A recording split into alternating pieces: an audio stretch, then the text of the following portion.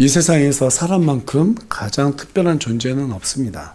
적어도 하나님의 창조 사역을 통해 살펴보면 세 가지 측면에서 얼마나 인간이 특별하고 고귀하고 존귀한 그러한 존재로 창조되었는지를 확인할 수 있게 됩니다. 첫 번째는 모든 만물은 하나님께서 말씀으로 창조하셨죠. 그런데 유일하게 인간만큼은 흙으로 손수 빚으시고 생명을 풀어 넣어주셨다는 점에서 우리는 하나님께서 얼마나 인간을 특별한 존재로 창조하셨는지를 알 수 있습니다. 이것은 하나님께서 인간을 그만큼 특별한 존재, 친밀한 존재로 계획하시고 창조하셨다는 것을 알게 해줍니다. 특별히 땅의 흙을 재료로 삼으셨던 것은 인간에게 하나님을 대신해서 이 땅의 모든 만물을 다스리고 정복하라고 하는 그런 권능을 부여해 주실 계획으로 창조하셨다는 것을 또한 보여줍니다. 뿐만 아니라 직접 하나님께서 인간의 코에 숨을 불어 넣어 주셨는데 그것은 인간만이 영적으로 하나님과 교제할 수 있는 또 하나님을 경배할 수 있는 특권을 부여해 주셨다라는 사실을 우리에게 알려주는 것입니다. 두 번째는 인간이 여섯째 날에 창조되었다는 점에서 하나님이 얼마나 인간을 깊이 생각하셨는지를 알 수 있게 됩니다. 자, 그 이유는 무엇인가 하면 인간이 창조된 바로 그 다음 날이 하나님께서 어떻게 하셨어요? 안식하셨던 날이세요. 즉 인간은 창조되자마자 하나님의 안식 가운데로 들어갔다라는 것이죠. 여러분, 안식이라는 것은 성경에서 말하는 안식이라고 하는 것은 단순하게 소파에 누워가지고 TV 보면서 쉬는 거 이런 게 아니에요. 육체적인 쉼이 아닙니다. 이상하게 우리나라만 휴식 그러면은 집에 들어 누워서 자는 거, 뭐 TV 보고 하는 거 그렇게 생각하는데 여러분 미국이라든지 이런 선진국에 가서 보면 쉰다는 개념이 어떤 거냐면 몸을 쉰다는 개념으로 이해하지 않아요. 운동하거나 하면서 마음을 쉬는 것을 얘기해요. 그래서 진짜로 안식이라는 게 뭐냐면 하나님의 다스림 가운데서 영적인 쉼을 누리는 것을 의미합니다. 그런데 이 쉼은 조금 더 깊이 들어가 보면 모든 근심과 걱정과 염려로부터 완전하게 해방된 평화로운 상태를 의미하는 거예요. 그러나 이 안식은 인간으로 노력으로 얻어질 수가 없어요. 여러분 살다 보면 내가 뭘 한다고 해서 근심, 걱정, 염려로부터 완전히 해방될 수 있던가요? 아니죠. 뭐 하나 해결하면 또 다른 것이 보이고 또 다른 문제가 생기고 또 다른 문제가 생기고 인간은 살아가는 내내 근심, 걱정, 염려로부터 벗어날 수가 없어요. 그런데 하나님께서는 이 안식을 주겠다는 거예요. 그런 일이 계속 생기긴 하지만 너희들 마음속에 뭔가 모르는 화평, 자유. 왜 내가 걱정이 돼야 되는데 걱정이 안 되지? 왜 염려해야 되는데 이 염려가 해결될 것 같지? 그럼 뭔가 든든함. 바로 그러한 식으로 하나님께서 안식을 주신다는 거예요. 여러분 그래서 이 안식이라고 하는 것은 하나님께서 인간에게 주시는 가장 특별한 선물이에요. 세 번째는 인간을 하나님의 형상대로 창조하셨다는 점에서 인간을 향한 하나님의 특별하심이 드러납니다. 그리스도의 성육신을 대입해보면 인간의 모습은 하나님의 형상을 그대로 반영하고 있어요. 하지만 성경이 말하는 하나님의 형상은 1차적으로 어떤 외적인 모습이 아니라 하나님의 성품을 가리킵니다. 뭘 가리킨다고요? 하나님의 성품을 가리킵니다. 인간이 하나님의 성품을 소유하게 되었다는 것은 인간이 하나님과 관계에서 가질 수 있는 가장 독특한 강조점이에요. 가장 독특한 것이에요. 이 모든 내용을 종합해 볼 때 하나님께서는 이 세상에서 살아수시는 모든 생명들 가운데서 오직 인간에게만 하나님의 생명과 안식과 그분의 형상을 주시고 또 하나님과 직접적으로 교제할 수 있는 그러한 특권을 주셨다는 그 사실을 알 수 있어요. 바로 그러한 것들을 주시겠다라고 처음부터 계획하시고 인간을 창조하셨다 이 말입니다. 여러분 믿으십니까? 네. 그만큼 저와 여러분은 처음부터 대단하고 특별한 존재로 설계된 하나님의 창조물이라는 것이죠. 우리 하나님께서는 이 모든 특권을 이 땅의 모든 사람들이 영원히 누리기를 간절히 바라셨습니다. 그래서 한 가지 명령을 주셨는데요. 자, 그 명령이 무엇인가? 우리 다 같이 창세기 2장 9절 말씀 한 목소리 읽겠습니다. 시작. 또 주 하나님께서 보시기에 아름답고 먹기에 좋은 모든 나무가 땅에서 자라게 하셨는데 그 동산 한가운데에는 또한 생명나무와 선악을 알게 하는 나무가 있더라. 계속해서 16절, 17절 말씀도 읽겠습니다. 시작. 주 하나님께서 남자에게 명령하여 이르시되 동산의 모든 나무에서 나는 것은 내가 마음대로 먹어도 되지만 선악을 알게 하는 나무에서 나는 것은 먹지 말라. 내가 그 나무에서 나는 것을 먹는 날에 반드시 죽으리라 하시니라. 예, 여기에는 우리 하나님께서 먹으라 먹지 말라 이 두 가지 명령만 있어요. 맞죠? 예, 먹어라 먹지 말라 두 가지 명령밖에 없어요. 예, 먹으려면 먹고 먹지 말라면 먹지 말고 뭐 애매하게 말하지 않았어요. 모든 것은 다 먹어도 된다. 그러나 한 가지 그것만 먹지 말라 이렇게 명령하셨단 말이죠. 예. 하나님께서 이 두 가지 명령을 주셨던 것은 인간을 끔찍하게 아끼고 정말로 사랑하는 그런 마음에서 주신 명령이셨습니다. 그런데 하나님께서 여러분 먹어라 먹지 말라 명령만 주셨지 강요하셨어요 안 하셨어요? 강요는 안 하셨어요. 먹고 안 먹고는 100% 선택할 수 있도록 해주셨습니다. 로버트처럼 안 먹게 하시고 먹게 하시고 그러지 않으셨어요. 우리의 마음에 의해서 얼마든지 너희들이 선택할 수 있다라고 말해주고 있습니다. 여기에서 우리는 잘 들으세요. 선택을 자유라고 생각하는 경향이 있어요. 바로 이 점에서 저와 여러분은 자유에 대한 잘못된 개념들을 소유하게 된 것입니다. 선악과를 뺀 모든 것을 먹을 수 있는 것은 인간의 특권이었습니다. 맞습니까? 그것은 인간의 특권이었어요. 그런 의미에서 인간의 자유라고 하는 것은 하나님이 허락해 주신 그 범위 내에서만 누릴 수 있는 권리라는 것이죠. 이 권리에는 징계가 따라 안 따라요? 징계가 따르지 않습니다. 마음대로 먹으려 했기 때문에 우리는 마음대로 먹으면 돼요. 그렇죠? 그 먹었다고 그래가지고 징계가 전혀 따르지 않습니다. 어떤 책임이나 부담이 있어요, 없어요? 그게 전혀 없어요. 따라서 진정한 자유라고 하는 것은 어떤 행동 뒤에 따라오는 책임이나 부담 없는 선택 속에서 하나님이 주신 안식을 당당하게 누리는 권리라고 할 수 있습니다. 다시 말해서 자유란 절대적인 하나님의 주권과 통치 안에서만 허용되는 선택이라는 거예요. 하지만 선악과를 먹는 행위는 하나님의 주권과 통치 안에서 벗어난 선택이죠. 먹지 말라고 했기 때문에 그걸 선택하게 되면 하나님의 주권과 통치를 인정하지 않는 그러한 선택이라는 것이죠. 그래서 거기에는 합당한 책임이 따라요, 안 따라요? 따릅니다. 징계가 따라요, 안 따라요? 따릅니다. 거기에는 안식이 없어요. 마치 재소자들이 깜빵 안에서 안식을 누릴 수 없는 것과 같은 이치입니다. 그런 의미에서 볼 때 안식이 없는 선택은 처음부터 자유라고 할 수 있을까 없을까요? 없어요. 안식이 없는 것은 처음부터 자유라고 할 수 없어요. 따라서 처음부터 인간은 선악과를 선택할 자유가 있었다 없었다? 없었다는 거예요. 그건 자유가 아니에요. 여러분, 우리는 선한 것을 선택할 자유만 있지 악을 선택한 자유는 없습니다. 맞습니까? 그러나 인간은 하나님께서 유일하게 먹지 말라고 하셨던 선악과를 자신의 자유라고 하는 그런 합리화를 통해서 선택하고 말았습니다. 그 결과 인간은 하나님께서 주신 생명과 안식과 그분의 형상을 모두 다 잃어버렸어요. 그 상태를 에베소서 2장 3절, 요한일서 3장 10절은 진노의 자녀, 또 마귀의 자녀라고 말하고 있습니다.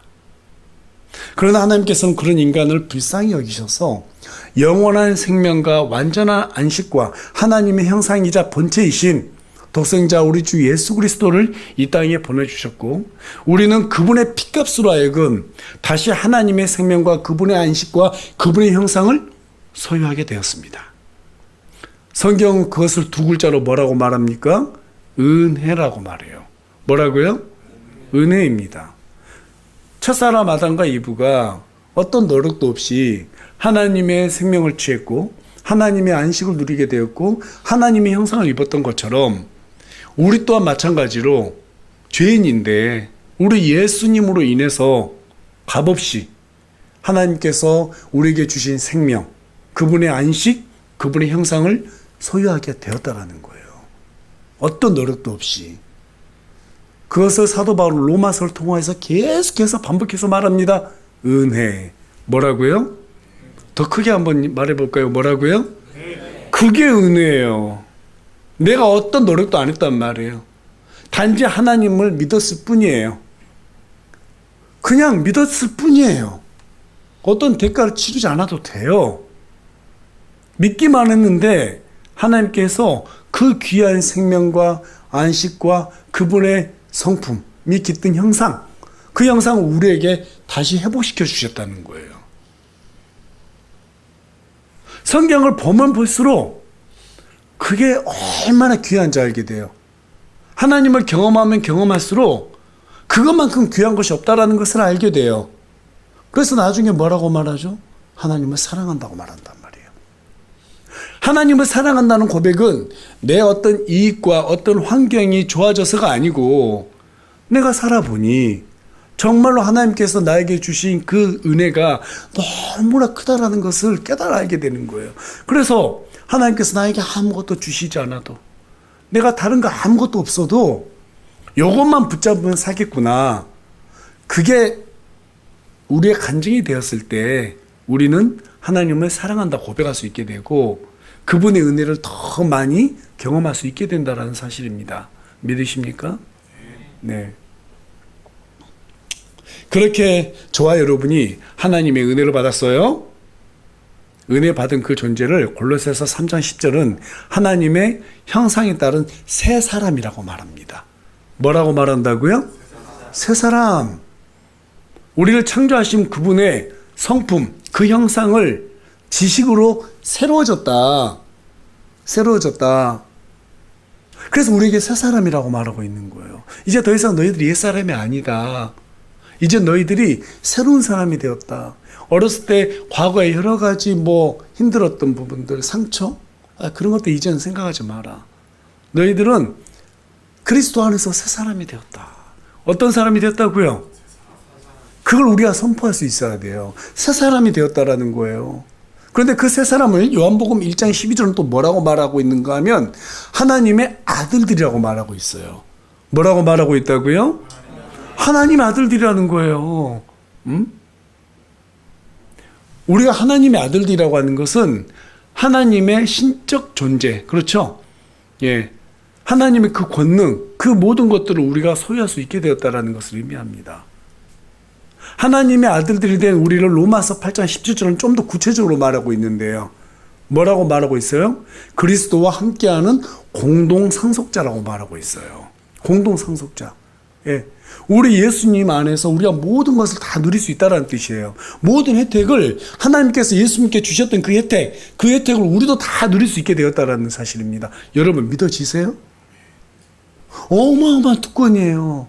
우리에게 단순하게 그냥 영원한 생명과 안식과 그분의 성품만 준 것이 아니고 모든 혜택도 예수님께서 주셨던 그 혜택을 우리가 다 누릴 수 있게끔 해주셨다는 거, 허용해 주셨다는 거예요. 더 나아가서 시편 82편 6절, 요한복음 10장 34절은 우리에게 신들이라고 말하고 있어요. 시편 82편 6절 말씀 다 같이 읽겠습니다. 시작. 내가 말하기를 너희는 신들이라 너희는 다 지극히 높은 자의 아들이라 하였으나. 하나님의 아들들을 너희는 신들이다 이렇게 말했단 말이에요. 왜? 모든 그 특권을 다 누리게 되었기 때문에. 이 표현은 우리가 진짜로 하나님과 동일한 존재가 된다 그런 의미가 아닙니다. 그런 말이 아니에요. 오해하면 안 돼요. 첫사람 아담처럼 하나님을 대신해서 이 땅을 다스릴 수 있는 그러한 권능을 물려받은 그러한 존재이다 라는 그런 의미에서 너희는 신들이라 이렇게 말씀하셨던 거예요. 그 과정에서 우리가 전능하신 하나님께 필요한 모든 것들을 요청하기만 하면 우리는 무엇이든지 받을 수가 있다 없다? 받을 수 있다라는 거죠. 그 의미도 여기에 포함이 되어 있습니다. 그러나 뱀은 아담과 이브에게 이 사실을 왜곡시켜버리죠. 야, 너희가 창세기 3장 보면 그렇게 나와 있는데요. 너희가 선악과를 먹는 날에 죽는다고 하나님께서 말씀하셨어? 야, 그거 거짓말이야. 그거 사실 아니야. 응?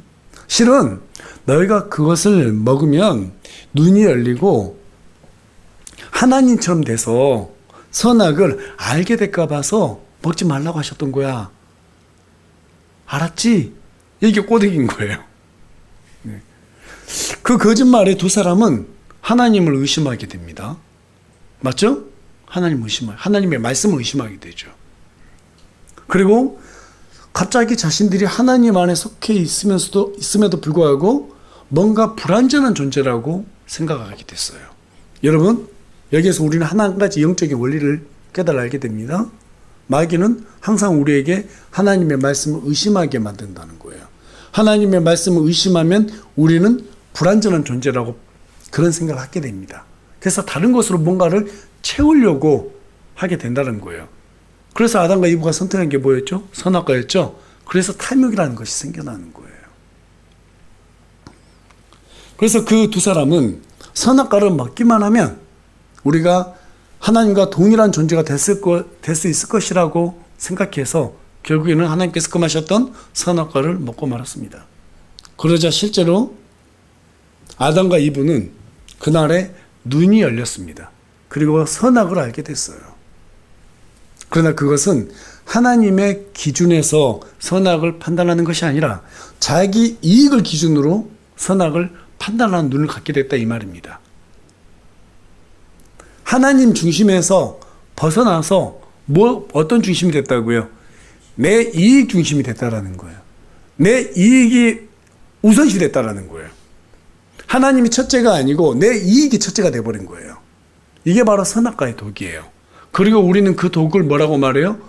인간의 죄성이라고 말하죠. 죄성. 죄의 성질이라는 거예요. 죄의 성질. 죄의 성질은 우리 자신을 내 이익을 위해서, 내 기쁨을 위해서, 내 쾌락을 위해서 살아가도 돼 라고 말하는 거예요. 그것을 성경은 뭐라고 말하고 있어요? 우상이라고 말해요. 뭐라고요? 우상이에요. 하나님이 첫째가 아니고 돈이 첫째다? 그 사람은 돈을 신으로 숭배하는 사람이에요. 우상을 숭배하는 거예요. 하나님이 첫째가 아니고 내 자식이 먼저다? 그 사람은 자식을 우상으로 숭배하는 사람이에요. 하나님이 첫째가 아니고 권력이 첫째다? 그 사람은 권력이 우상이 되어 있는 거예요. 결국 그 돈과 명예와 권력, 이 모든 것이 다 누구를 위한 거예요? 하나님을 위한 거예요? 나를 위한 거예요? 나를 위한 거예요. 그렇게 저와 여러분이 살아가고 있다면 우리는 우상을 숭배하고 있는 거예요. 뭘 숭배하고 있다고요? 입으로는 뭐 하나님 사랑한다 말하죠. 예배 와가지고 하나님께 크게 찬양하죠. 여러분, 하나님께서는 분명히 말씀하셨습니다. 먹어라, 먹지 마라. 딱 두 개만 말씀하셨죠. 성경 무조건 두 가지예요. 애매한 거 없어요. 하나님을 섬기든 우상을 섬기든 둘 중에 하나만 선택하라는 거예요. 그리고 우리의 선택은, 우리는 항상 애매함을 따라가요. 그 중간지대, 회색지대를 자꾸 따라가기를 원해요. 그게 바로 인간의 죄성에서 온 거예요. 근데 결국 어딜 따라가요? 회색지대에서. 까만 쪽을 따라가요? 흰색을 따라가요? 까만 쪽을 따라가게 돼 있어요. 우리는 까만 쪽으로 가기 위해서, 악한 곳으로 가기 위해서 흰색을 무장해요. 그러다 살짝 물감을 떨어뜨리는 거예요. 까만 쪽에다가. 결국은 까만 쪽 갈 거면서. 이미 본인들도 알고 있어요. 까만 쪽으로 간다는 것을. 그런데 자기를 포장하기 위해서 이렇게 회색지대로 가는 거예요. 그런데 성경은 분명히 말합니다. 너희들의 우상은 너희의 기쁨과 너희의 쾌락과 너희의 정욕과 너희의 자랑거리를 위해서 살아가게 만드는 그거다라고 얘기해주고 있어요. 특히 오늘날 지금 우리가 살아가고 있는 이 시대는 자본주의 사회예요. 돈이에요. 돈을 두려워해요. 그럼 거기에 순종하게 돼 있다고 지난 시간에 말씀드렸죠. 우리는 두려워한 것에 순종하게 돼 있다니까요. 자식이 잘못되면 벌벌벌 떠는 사람들 있죠. 그런 사람들은 자식 우상인 거예요. 하나님의 기쁨은 안중에도 없어요. 자식이 잘 되면 막 기뻐해요. 하나님 이름이 모욕당하는 것은 참을 수 있어도 자식이 모욕당하는 건 참을 수 없어요. 자식 우상인 거죠. 여러분, 저도 우리 아이들을 키워보는 입장에서요. 얘가 잘 되면 좋죠. 애가 잘 되는데 싫어하는 부모 어디 있겠어요? 그렇죠? 그런데요, 애가 잘 되는 것을, 아이들이 잘 되는 것을 내 자랑으로 삼는 것, 그건 우상숭배입니다. 아이를 사랑하는 게 아니에요. 내가 아이를 통해서 좀 높여지기 위해서 요즘 참 부모들이 그렇게 아이들 키우는 사람들이 좀 많아요. 겉으로는 너를 위해서다 그러는데, 아니요. 실제로는 자기를 높이기 위해서 아이들을 갖다 공부시키는 사람들이 참 많습니다. 그래서 뭐 서울대 가야 된다, 뭐 어디 가야 된다, 너는 대기업 들어가야 된다, 판사가 된다, 의사가 돼야 된다. 왜? 우리 아들이 판사다, 의사다, 이거 자랑하고 싶거든요. 그거 다 우상숭배예요. 오늘 말씀이 우리에게 전하고자 하는 메시지는 아주 간단하고 명료합니다. 나를 위해서 살고자 한다면 그에 따른 합당한 책임이 주어진다는 거예요. 하나님을 위해서 살고자 한다면 우리는 자유와 화평의 안식을 누리게 된다는 것입니다. 아담과 이브가 죄를 짓자마자 가장 먼저 어떤 제스처를 취했어요? 하나님을 피해 숨었죠? 하나님 피해 숨었어요. 인간은 본능적으로 하나님이 원하지 않는 선택을 하게 되면은요, 불안함이 오게 돼 있어요. 안식을 누릴 수가 없어요. 우리 하정자매한테 몇 주 전에 교회 안 오니까 마음 편해? 그랬더니 아니요. 몸은 누워있는데 편한데 마음은 진짜 불편했어요. 그냥 목사님 생각나더라고요. 이런 말을 해요. 근데 그게 당연한 거예요. 당연한 거예요. 우리는 죄를 지으면서도 하나님을 생각해요. 맞아, 안 맞아요? 아닌 척 하지 마세요. 다 맞잖아요. 겪어봤잖아요. 저도 그렇던데요, 뭐. 대학생 때 처음, 고등학교 때까지 맨날 교회 생활만 하다가 처음 대학 딱 가자마자 막 선배들이 술 사준다고 따라오라 해서 이래도 되나? 술 먹으면 안 되는데? 안 되는 거 알잖아요. 그래서 선배들이 막 먹으라고 그러니까 한번 먹는 데서 뭘 하겠어? 하면서 이제 그때부터 술 먹기 시작하는 거예요. 근데 또 양심이 있으니까 술 먹을 때 기도하고 먹더라고요. 하나님 죄송합니다 하고서 먹고 있는 거예요. 우리 이게 본성이라니까요. 우리는 모르고 죄를 짓지 않아요. 거의 90% 이상은요, 다 알면서 죄를 지어요. 그 죄를 지을 때 바로 하나님은 생각하게끔 돼 있어요. 맞나요? 예, 돼 있어요. 근데 그건 자유가 아니라고 우리에게 성경은 말해주고 있다는 거예요. 그 선택할 수 있는 자유 난 준 적 없어. 그건 네가 선택한 거야. 그러니까 그에 따른 책임과 징계는 네가 감당해야 돼. 그럴 때서 우리 하나님께서 우리가 조금만 잘못하면 너 이리 하면서 막 해초를 들고 그러신 분 아닙니다. 오랫동안 참아주시기도 하고 또 그쪽 길로 가지 말라고 은혜를 베풀어 주시고 가르쳐 주시기도 하고 그러는 거예요. 근데 참 뭐 알아듣잖아요. 그때 하나님께서 자녀들을 사랑하는 마음으로 해초를 드는 거예요. 근데 그 해초를 그냥 매서워요. 매서워요. 저는 여러분들이 지혜롭게 살기를 원해요. 어떻게 살기를 원한다고요? 지혜는요, 당하지 않고 이게 맞는구나 라고 인정하는 게 지혜예요. 굳이 경험할 필요가 없습니다. 뭐 소위 사람들 말하잖아요. 이게 똥인지 된장인지 먹어봐야 하냐 이런 말 하잖아요. 지혜로운 사람은요, 모든 게 하나님의 말씀대로 이루어지는구나. 그러니까 이 말씀대로 사는 게 내가 자유고, 그거대로 살면은 하나님의 영원하신 생명력과 그분의 안식이 내 안에 들어오게 되는구나. 또 그것을 계속해서 거듭해 살다 보면 성화라고 그러죠. 하나님의 성품을 내가 소유해서 거룩한 삶을 살아갈 수 있게 되는구나. 거기를 통과하니까 하나님께서 나에게 큰 형통한 복을 주시는구나. 그게 성경 우리에게 말해주고 있는 메시지예요. 네, 그 메시지예요. 이게 믿겨지지 않으면 여러분 신명기 28장 가서 한번 읽어보세요. 들어가도 복받고 나가도 복받고, 그렇죠? 심지어 우양의 새끼들도 복받고 내가 키우는 가축들도 복받는다는 거예요. 무슨 말이에요? 네가 무엇을 하든지 간에 전능하신 하나님께서 너와 내가 함께 해줄게, 이 얘기를 하는 거예요. 하나님께서 함께하는 곳에서는 생명이 풍성해진단 말이에요.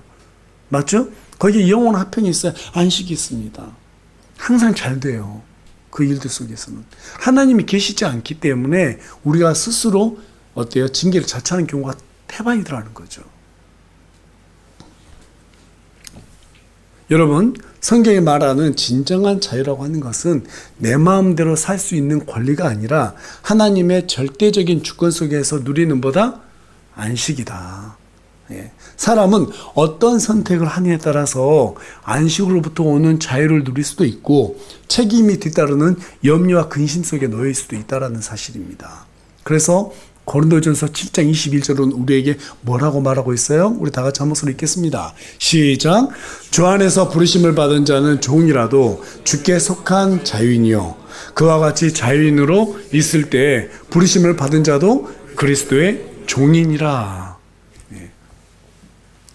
여러분 그리스도의 종으로 살아가면은요 때로는 물질적으로 어려울 때도 있고요 시간적으로도 여유가 없을 때도 있고 또 인간관계에서도 손해를 볼 수도 있습니다. 아니 손해를 봅니다. 성경은 반드시 우리가 그런 고통을 당한다고 말하고 있기 때문에 반드시 그런 손해를 보게 됩니다. 그런데요 그 손해를 보고 나면 하나님께서 함께해 주신다고 우리에게 말해주고 있어요. 그런 손해를 감수하게 되면 내가 하고서라도 하나님을 정말 따르면서 살면 세상이 줄 수도 없는 또 세상에 선명할 수도 없는 그런 자유와 안식을 준다고 성경 우리에게 말해주고 있어요. 그러나 자신의 기쁨과 이익을 위해서 살고자 한다면 평생 그리스도의 종이 아니라 세상의 종으로 살아가게 돼 있어요. 여러분 하나님께서 그렇게 이 세상에다가 돌아갈 수 있도록 법칙을 만들어 두셨다고요. 여러분 세상의 종으로 살면은요 안식이 없습니다. 항상 근심 걱정 염려 속에서 불안하면서 살게 되는 거예요. 문제 하나 해결하면 또 문제가 생기고 또 문제가 생기고 잠잘 때 잠이 안 와요. 눈만 뜨면 어때요? 또 근심 걱정이 생각돼요. 그것만큼 큰 지옥이 없어요. 거기엔 자유도 없습니다. 날마다 돈과 일에 매여가지고 정말 세상의 노예로 살게 되는 거예요. 기쁨도 없습니다. 열심히 살고 있는 것 같은데 그렇게 살면 살수록 공허해요. 허무함만 더해집니다. 그렇게 돼 있다고요. 그것이 바로 하나님을 떠난 사람들, 세상을 우상으로 섬기는 사람들이 치르게 되는 대가예요. 고통이에요. 그렇다면 어떻게 해야지 하나님께서 우리에게 주신 참된 자유를 누릴 수 있을까요? 여러분 하나님께서는 죄지은 아담에게 평생 고통 속에서 땅의 소산을 먹어야 할 것이라고 하는 그러한 징계를 주셨습니다. 맞습니까? 그전에는 아담이 에덴 동산을 잘 관리하면 됐는데 이제는 거기에서 추방당하고 이제 평생 농사 지으면서 거기에서 땀을 흘리면서 땅의 것을 먹어야 되는 그런 고통 속에 들어가게 된 거예요. 이브에게는 어떤 징계가 이루어졌어요? 출산의 고통이 더해진다는 거예요. 또 남자에게 다스림을 받게 된다는 거예요. 여러분 이 짐은 하나님처럼 되고자 했던 그 두 사람에게는 감당할 수 없는 큰 저주였습니다. 내가 하나님처럼 될 것인데 라고 생각했다가 갑자기 어떻게 해요? 저 나락으로 떨어지는 전혀 예상하지 못했던 곳으로 떨어지는 정말 그야말로 낙심거리였죠. 절망이었습니다. 그런데 참 희한하게도요. 그때 아담이 어떤 반응을 보이는가 하면 우리 다 같이 창세기 3장 20절 말씀 다 같이 읽겠습니다. 시작. 아담의 자기 아내 이름을 이브라 했으니 이는 그녀가 살아있는 모든 자들의 어머니였기 때문이더라. 여러분 이브라는 그 이름의 뜻은 생명이라는 의미를 갖고 있어요. 무슨 뜻이라고요? 생명. 아니 지금 하나님으로부터 너는 이제 에덴에서 추방당해서 땅을 열심히 갈아가지고 거기에서 열매 나는 걸 먹고 살아야 돼. 와 어떻게 이런 내가 징계를 받았지. 얼마 자기 자신 밉고 그렇죠? 어떻게 앞으로 살지? 얼마 근심 걱정 염려 속에 살아야 했겠어요. 염려 꽉 자기 자신을 눌렀을 텐데 아담이 전혀 다른 행동을 보이는 거예요. 자기 아내 이름을 지어주고 있는 거예요. 왜 이런 행동을 아담이 보였을까요? 계속해서 우리 다 같이 창세기 3장 15절도 읽겠습니다. 시작. 내가 너와 여자 사이에 또 내 씨와 그녀의 씨 사이에 적개심을 두리니 그 씨는 내 머리를 상하게 할 것이요 너는 그의 발꿈치를 상하게 할 것이라 하시고. 예. 비록 죄의 대가로 인해서 치르게 될 징계 그 책임은 너무나 컸지만 아니 그 이전에 징계를 말씀하시기 전에 먼저 하나님께서 메시아를 보내시겠다는 거예요. 그래서 마귀를 멸하시겠다는 겁니다. 마귀를 멸하시겠다는 것은 무슨 말이에요? 다시 너희에게 어떻게 하겠다? 죄를 제거해 줌으로써 하나님의 아들이 되게 해주겠다라는 거예요. 그런데 그것을 아담이 믿었단 말이에요. 하나님의 그 약속을 믿었단 말이에요. 그런데 그 약속을 믿으니까 하나님께서 징계하신 그 저주가 자기에게 크게 두렵지 않더라는 거죠. 마음에 화평이 오는 거예요. 와, 정말 다행이다. 너무너무 다행이다. 이런 마음이 그 안으로 쑥 들어오는 거예요. 하나님의 생명이 다시 아담에게 주어졌어요. 다시 안식이 찾아와요. 하나님의 성품을 묵상하게 됐어요. 너무너무 감사하더라는 거죠. 그래서 자기 아내에게 야, 우리가 다시 하나님의 생명을 찾게 됐어. 그래서 아내가 비록 잘못했지만 유리해 주는 거예요. 너무 죄책감 갖지 마. 나에게 줘서 먹겠지만 죄책감 갖지 마. 그래도 우리가 하나님의 생명을 다시 되찾았잖아. 그러니까 여자에게, 아내에게 어떻게 해요? 생명이란 뜻의 이브, 이름을 지어줬다는 것입니다. 이 행위를 통해서 우리는 아담이 하나님 믿었을 때 그분의 생명과 안식과 그분의 성품을 찬양하게 됐다는 것을 알 수 있게 됩니다. 여러분, 그것이 바로 믿음의 능력이고 그 능력이 인류에게 허락된 정말 큰 복이라는 사실이죠. 여러분, 참된 자유를 원하십니까? 참된 안식을 원하세요? 네. 하나님의 생명력을 원하세요? 그분의 성품을 찬양하며 그분을 닮아가기를 원하세요? 네. 하나님의 말씀을 믿으시기 바랍니다. 그 말씀을 의심하면 우리는 아담과 같은 실수를 하게 돼 있는 거예요. 자기의 불완전한 것만 보게 되는 거예요. 근데 하나님의 말씀을 믿으면 벌써 미래가 어떻게 된다는 거예요. 반드시 이 말씀들이 이루어질 것이라고 해서 완성형으로 우리는 상상하게 돼 있어요. 그 상상이 환상이 아니에요. 실제로 그렇게 된다는 거예요. 그게 바로 믿음이에요. 말씀이 이렇게 작용하겠구나 라는 것을 믿음으로 우리는 상상하게 됐을 때 우리는 담대함이 생기는 거예요. 마음의 근심, 걱정, 염려가 사라지기 시작하는 거예요. 하나님께서 해결해 주시겠구나. 이걸 믿게 되는 것이에요. 믿어라. 목사님 여러분한테 그렇게 됩니다. 큰 소리로 아멘 해보세요. 그렇게 한데 해결되는 게 아니에요. 요즘 많은 교회들에서 미션직화 막 이렇게 외치면 아멘 막 크게 외치고 마치 자기 확신을 불어넣기 위해서 하는 것처럼 그건 자기 체면이에요. 그렇게 되지 않아요.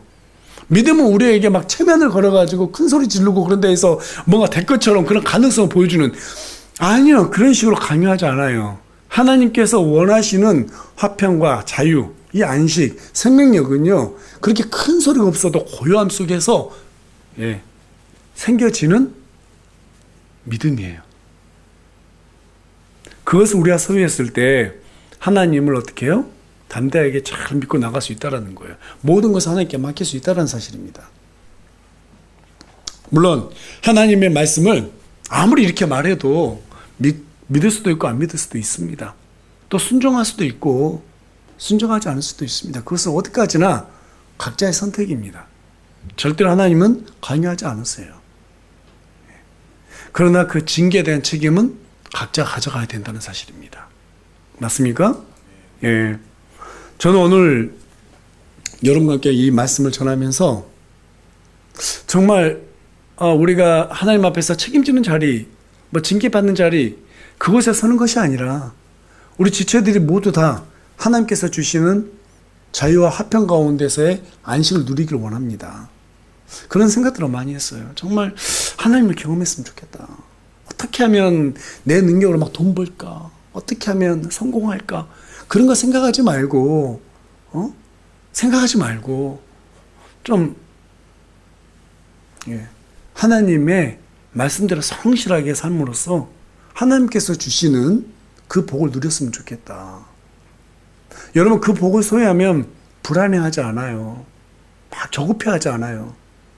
결과를 하나님께 맡길 수 있기 때문에 마음에 뭐가 생겨요? 여유가 생겨요. 뭐가 생긴다고요?